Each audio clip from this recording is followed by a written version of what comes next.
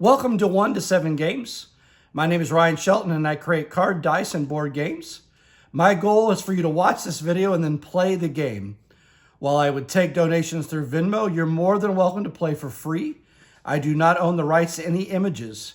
I hope you will email me with any feedback and any questions. Lone Bounty Hunter is a fun one-player game to 7 players. You kind of play against each other because you actually just play by yourself with the cards. Basically, you're going to choose a bounty, and then you're going to travel either through difficult terrain, which is the black cards, or you got to fight off enemies to capture your bounty eventually. So you'll notice I put some dice out. Those are to kind of help us get started. You basically have to move up the ranks of being a bounty hunter. So you start as like an apprentice, and you start with what I call bounty methods. It's basically how many times you can fail. So you'd start with like 9, and then you might go to 5, then even if you could try 3. But you can try different levels as you're competing against each other to move up. I have set those different ranks, but you can do that a lot different. Anytime you encounter an enemy, you're going to roll a 12-sided dice and be bigger, that card or bigger. Same thing with the path, you got to be that card bigger. I'll show you that. So basically, you're taking a deck of 54 cards. I've already shuffled this one. The reason I say 54 is you need the jokers. So ace through 10 are the value of the cards. 1, 2, 3, 4, 5, 6, 7, 8, 9, 10. Jack, Queen, and King change the values of cards. They're stacked on. And a joker is a diversion for your path. Like you have to divert and go off to a different path. So I want to show you all the steps of that game. First, you're going to draw the top 3 cards. 1, 2, and 3. These are the bounties that you can choose from. And you can do it where it's more bounty if it's red or black. But I'm kind of just going to do straight values. So I always think of these like credits or money. So this is a 10, 7, 2. It could be millions. It could be a number you want. The keep in mind is you're going to have to do this many paths. So if you do a 2, you'd only do 2 paths, which would be easy, but you only get the 2 credits. If you do the 10, you would get a reward of 10, but then you'd have to do 10 paths, and then you'd have to defeat this as the last card to capture the bounty. So I'm going to start with that 7, and maybe since I have a lot of bounty, I might have tried the 10, but I'm not going to worry about that. So I'm going to discard that. So this 7 becomes your bounty, basically the end of the route. And you got to kind of leave room on the mat for all this to work or wherever you're playing. So basically, you're going to just turn over cards from the stack to be your path. So this is the 7th card. You got to make 7 cards to get to there. So I put that there. So that's just a normal card. That's the number 5, an obvious thing. So that's your path. And we'll talk about how to defeat that in a second. But that counts as 1. I draw the 2nd card. Now, this is the joker we talked about, the diversion. That means it diverts the path. Now, any special card has another card placed on it. So in other words, so it's a 4. So let me explain a couple things on this 4. 1, it's the 2nd path on the way to 7, but it also tells you how far to divert. So I've got to divert the path by 4. So I've got to add 4 cards. So now this is a special, this jacks take away 1. So it's the smallest of the face card. It takes away 1 of the values. So instead of that being a 9, that's an 8. So now I have 1 diversion, 2 diversions, 3 diversions, and 4. So no special cards there. So I got a joker, so that means I got to divert my path. It's 4 times 1, 2, 3, 4. So I got to get through all those till I can get back on the path. Okay, so then I want to keep going. So it's 1. I'm going to have to figure out how to get all these on here.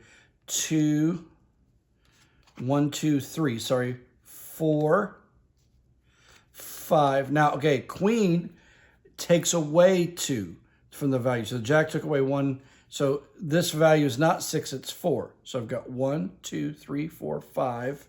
Oh, I've only got 1 more. 6. Now that adds 2. So I'm stacking. You'll notice with the Queens, the Jacks, and the jokers, I'm stacking the cards. So those, because they just modify the card above them. So let's point out a couple things I have here, because then I'm done building the path, I think. So I'm going to count. This is the 7th card. So 1, 2, 3, 4, 5, 6, 7. I played a joker So I play the next card on top of it, which is a 4, which means I have to divert my path first. 1, 2, 3, 4. These 2s and 9s are just to remind you that red is a 12-sided die and black is a 20-sided die. So I'm kind of using those as reminders. Modifier, again, this queen is -2, so that's a 4. The king is +2, that's a 7. So I'm basically going to go to each of these cards. You could use a token if you wanted to. I just dropped my token, so I'm not going to use it to place, but it's just easy to keep track because you're going to turn them over. So I'm going to go to this card. Now, red cards are enemies, so that means I'm going to use the 12-sided die to roll. So I've got to roll 5 or higher to defeat it. So I roll a 7. 7 is higher than 5. So I've defeated that part of the path. Okay. Now when I get here, I'm going to divert, and so I'm not going to play this 4 yet. I'm going to go to the diverting path. So you'll notice that is black. So that's a 20-sided die because it's terrain, rough terrain. It's a jack, so it's not a 9. It's a -1, so it's an 8. I got to roll 8 or higher. So I rolled an 8 or higher. So I rolled past that. So again, I'm just discarding any time I roll. Same thing, this is a 1. It's kind of an automatic. I go by it. So now I'm back to an enemy. So I now use the 12-sided die because it's red and enemy. I got to roll 5 or higher. I rolled a 10.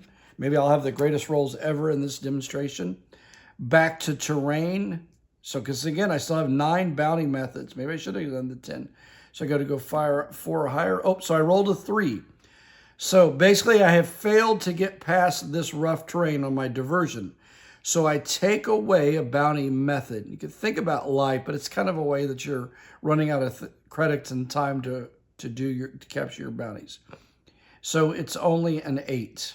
So I'm down to 8. So, but I have to roll until I get past this. So I rolled a 12, so I got past it. Now I'm back on the path. So now I can go after this 4. Now the Joker doesn't mean anything. Again, that's enemy. So I got to roll 4 and above. I rolled a 9. So I've defeated that. Okay. Still an enemy, so I'm rolling 12. So I rolled a 7, got past that. Now I finally have the toughest thing. I got a 10. It's terrain. So again, I'm rolling the 20-sided dice. I got right past it. I couldn't have rolled any better. Let's go to this. So again, it's an enemy. So it's 12-sided die. But since it's the queen, it's -2. 6 minus 2 is 4. So I got to roll 4 or above. Oh, I only rolled a 2. So I'm down to 7 bounty methods. I got to keep going until I get it. I rolled a 9. So I got past this. Again, I'm back to terrain. So it's 5, but the king makes it +2. So I got to roll a 7 or above. I rolled an 18.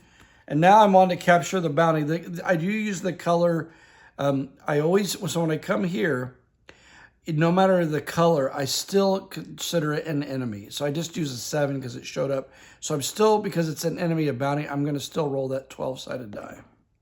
So I rolled a 9 and captured it. So I captured the bounty and basically I have 7 credits. To be honest, those are probably the best rolls I've ever played for Lone Bounty Hunter, which makes it kind of fun. This game is a lot of fun, in part because it's new every time you play it. So it's always a little different. You get to choose the bounty. You can play head-to-head with several players. You can play by yourself, like I said, and try to get through levels, capture as much money. But if you play head-to-head, you can do the same bounty paths, or you can each do your own bounty path. There's a lot of variety. I put this chart up if you want to pause and capture. This is kind of the different levels. So at apprentice level, no bonus. I'll kind of explain what these mean when you get to the other ones. You don't get a penalty if you lose this round, and you start with 9 bounty methods, basically 9 lives. Then if you do 3 games successful, so you got to do 3 games at that level, or you just do 3 levels, okay, successfully, you got to keep doing that. When you get to this level, you get a bonus for every bounty method left. You get like $1 million or whatever bonus, okay? That's added to your total money, but you get -5 if you don't capture a bounty. So you lose money if you don't capture, kill. Black and red is capture and kill. So if you wanted to use that as a slight, and you only start with 5 bounty methods, and then 3 games at the Lone Bounty Hunter method, 5 million for each bonus left, no penalty, but you only start with 3 bounty methods. I've only completed 1 game with this, and you have to go after a small bounty. So I'm not sure how well this works totally, but it's a lot of fun to just decrease your bounty methods and see how well you can do. That is 1 to 7 games, Lone Bounty Hunter. It's a lot of fun to play. If you think about any popular movies that are out, that TV show is kind of what inspired this game. So I'd love to know what's the biggest bounty you've captured and how far you can progress in the levels.